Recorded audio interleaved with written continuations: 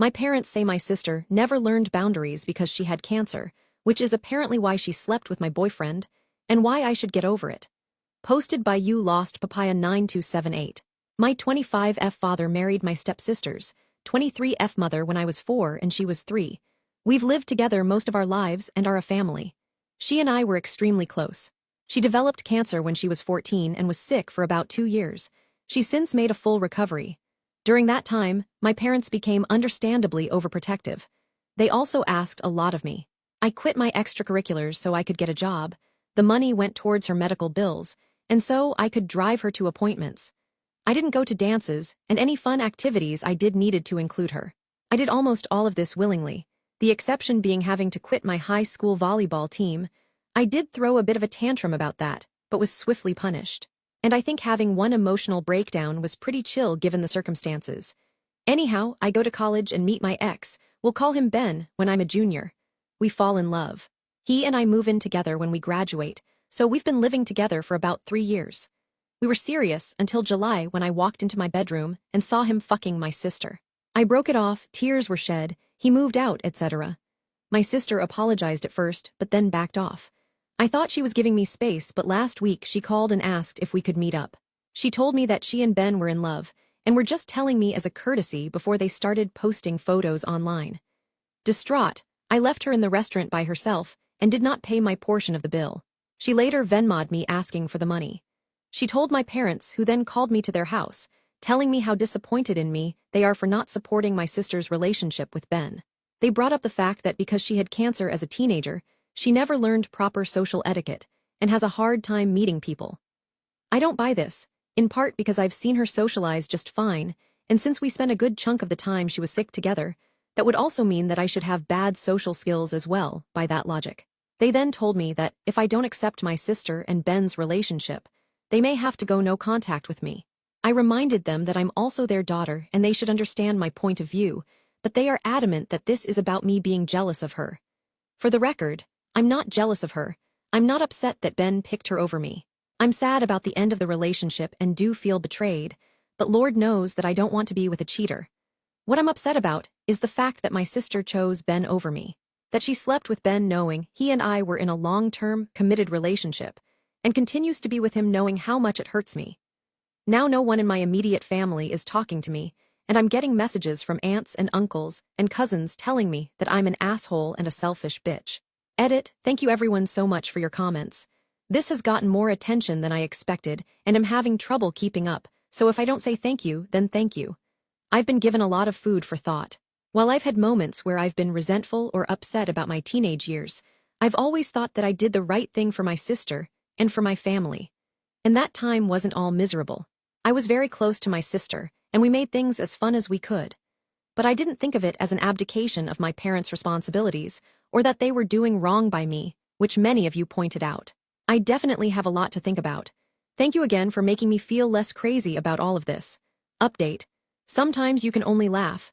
Just got off of the phone with my cousin who saw this post and said he could explain a few things. I asked him why he was on Reddit instead of school. He asked me why I was on Reddit instead of work, and I said touché. He told me that after my conversation with my mom, she went to his house and talked to my aunt. And here's the deal. Turns out my sister is not only in a relationship with Ben, but 4 months pregnant, which means she and Ben were fucking for longer than I had even guessed. Apparently my parents are so adamant that I forgive her because I'm already ruining their experience of their first grandchild. That's right, I'm less important than my stepmom posting ultrasounds to Facebook. This is where we're at. Anyhow, I called out of work sick the rest of the day and am going to drink a lot of alcohol. Like, a lot of alcohol, and then start thinking about what the fuck I'm going to do. Update 2. I was asked for an update, and here I am. 2 things to clarify before I update. I didn't have a shitty childhood. The favoritism started when my sister was diagnosed. I moved out soon after and have been pretty independent since then. Not saying that how my parents treated me during those years were okay, but I wasn't Cinderella. I did not drink myself into oblivion.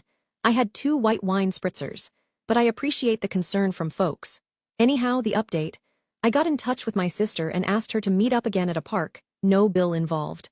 I asked her if she was pregnant and she told me the truth. She said she wanted us to still be in each other's lives and that she wanted me to be in her baby's. A Redditor, and I forget who, I'm sorry mentioned that she may ask me to be the godmother, and that person was correct. But as many of you pointed out, if I didn't cut her off, I'd just become her bank and daycare employee. So I told her I could no longer be in her life, and I left her crying on a park bench and felt like the shittiest person in the world. I emailed my parents and told them how betrayed I felt and that I'd be cutting off contact with them. To my stepmom's credit, she apologized. She explained that she never thought my sister would live to have kids and that she let her emotion over that get the better of her. Understandable. My dad said nothing, which is honestly what sucked the worst about all of this. Ben tried messaging me from a burner account for the first time since the breakup, but I blocked him without reading it. I didn't go nuclear and post the story to Facebook as some suggested, but I sent an email to the extended family members who I care about. I explained the situation and how I'd be distancing myself from my family. Some have made it an us versus them situation, and as much as I appreciate the support, feeling like I'm in some valiant battle just makes me more tired. So I haven't been talking to much of anyone in my family. I feel lonely and crappy, but I think I made the right decision. Anyhow, not the most exciting update in the world, but hopefully everyone knows that I'm not dead. I do really appreciate the support I've gotten. It made me smile during a really shitty time. And hey, if anyone in the greater Boston area wants an extra guest at Thanksgiving, let me know. Update 3. Hi. Some people were interested in an update, so I am spending Thanksgiving with a friend and her family. So I won't be alone. Thanks to everyone who offered to host me, it was so sweet. I'm still not in touch with my family, but I know that Ben and my sister are having problems. I know this because he showed up at my place and cried for 3 hours. I'm going to go to New Mexico in April. Planning is underway. Happy Thanksgiving to those who celebrate. Update 4. To make a long story short, my 26F breakup last summer with ex-126M was volcanic. He's now expecting a baby with my stepsister within the next 6 weeks or so. Since I found out about the pregnancy, he's tried to get in touch with me 6 times through email text burner accounts, has tried to get mutual friends to talk to me for him, and showed up to my place once. The latter was the only time I humored him. He told me he was sorry, he loves me, he doesn't want to be with my stepsister and wants to get back together with me. I told him tough titties. He made his bed and now he's got to lay in it with her. I haven't dated much since July because of my life's implosion, but in November a friend from college messaged me out of the blue. We hadn't talked in a long time.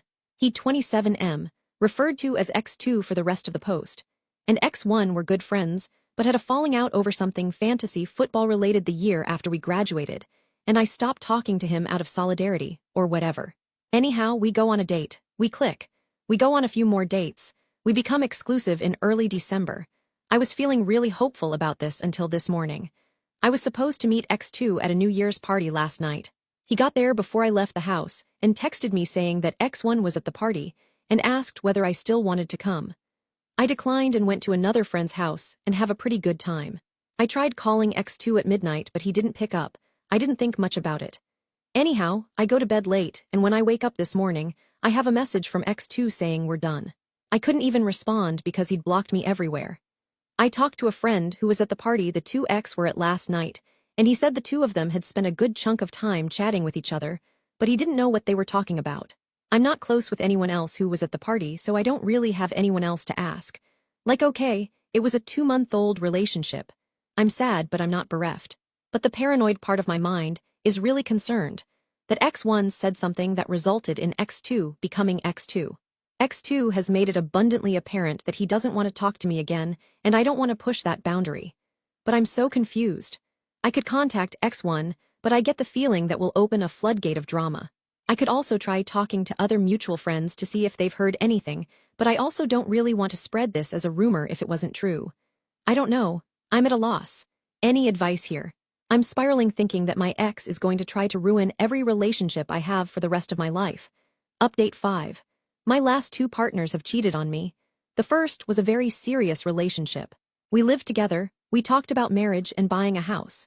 He even took 2 pictures of us as kids and photoshopped them together to show what our kids might look like one day.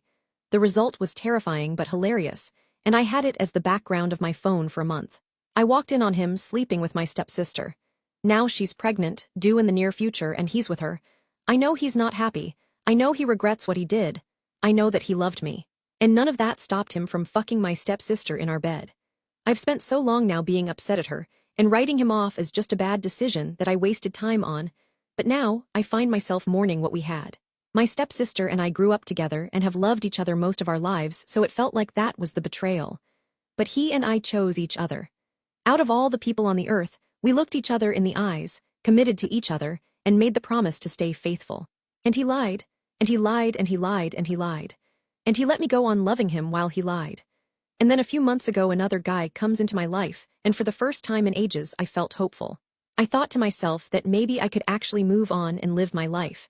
I wasn't in love with him, but he was the kind of man I thought I could fall in love with. We were exclusive for about a month. Before we made the decision to be exclusive, I told him everything that had happened with my first ex, and told him that I could never be with another cheater. I wake up on New Year's Day to a text saying we're done. When I tried getting in touch, I found out he'd blocked me everywhere. Turns out, he met someone at a New Year's party and hooked up with her. Instead of telling me, he just blocked me everywhere and sent a lackey to message me a few weeks later with the real story and a half-assed apology. I want to be angry and maybe a part of me is. But as I'm sitting here, I'm just thinking, what if it's me? What if I'm just not lovable? What if it's never going to happen for me? The thing is, I've been a pretty confident person. I went through bullshit as a kid, but I got through it and grew stronger. I'm pretty good looking, though I've admittedly put on a little weight in the past couple weeks. I've been told that I'm fun, I hold down a good job and make decent money. I also live my life according to my values. I've always put my family and partner first because that's just how I believed it should be done. And I thought that I would be prioritized in turn. I've lost most of my family because they'd rather have my stepsister's baby in their life than me. My friends have been fair weather, for the most part, and I know that I'm a laughingstock in my friend group, as much as they pretend to pity me to my face. I feel the little spark I've always had fading. I don't chime in on conversations anymore. I've stopped putting on cute clothes when I go out. I don't plan anything, so I don't have anything to be disappointed about. Soon I'll be the same age as my mom was when she died. I never knew her, but I've always loved her, thinking of her watching over me. I don't remember the funeral, but it was one of those funerals where there wasn't a dry eye in the house. She lit up a room. People tell me she was a good woman. In my worst moments, I wonder what it would be like if I died right now. Would anyone cry? Would anyone care? Would anyone even come? Anyhow, sorry for writing a novella. Just not sure what to do anymore and who to talk to. If you read all this, thank you. Update 6. Hello, folks. I thought that things on the internet died after a couple days, so color me surprised when I still get requests for updates on the regular. Long story short, I don't have much to update. I didn't end up going to New Mexico because I, conveniently, got COVID the week before I was supposed to go. The baby was had, but I have had no contact with the baby or their parents. I've done a pretty good job of insulating myself from news about them the rest of my family. My life is pretty much the same as it was. So, sorry to the folks who are hoping I have some kind of happy ending to slap onto all of this. Things are improving just because time barrels on, and you can grow numb to most anything given enough time and distance. But I have had no grand revelations, have not met the love of my life, nor had elaborate revenge on those who have wronged me. I am going to Europe for the first time in October, though. So that's exciting. I will say this. While I appreciate the solidarity and sometimes colorful language used to describe my sister and Ben in my DM, I wholeheartedly ask everyone reading this not to waste their energy on hating them. They're now parents to a newborn, and regardless of the things they've done in the past, I hope that they can come together as a happy family and raise their child in a loving, healthy home. Hating them doesn't do anything for anyone, including ourselves, in the long run. Anyhow, that's the non-update update. I promise that if I meet the love of my life at the top of the Eiffel Tower, or more likely, stuffing my face with waffles in Bruges, I will post another update. Until then, you can assume that I am living, trying my best, and am very appreciative of all of the people out there in the world who have read this saga and reached out with support, even if I have not had the energy to respond to everyone. Update 7. Hi, just wanted to give a more recent, less depressing update. I am currently in my hotel room in Paris, eating a crème brûlée in bed, reading a romance novel, and about to go to sleep early. All is well. Update 8. Hello. So, it's been a minute, but I still get messages from folks asking how I've been, and I'm up too early and a little bored, so I thought I'd give you the answer. I'm good. Made a lot of really positive changes in my life, and I am in a much better place, physically and mentally, than I was last year. To answer some specific questions, no, I'm not in contact with my family. The last straw was in spring 2022. My dad emailed me to ask if we could get lunch and talk. Me, Having always harbored the secret and foolish hope that we'd reconcile and go back to normal, agreed. I arrived at the restaurant and waited 2 hours.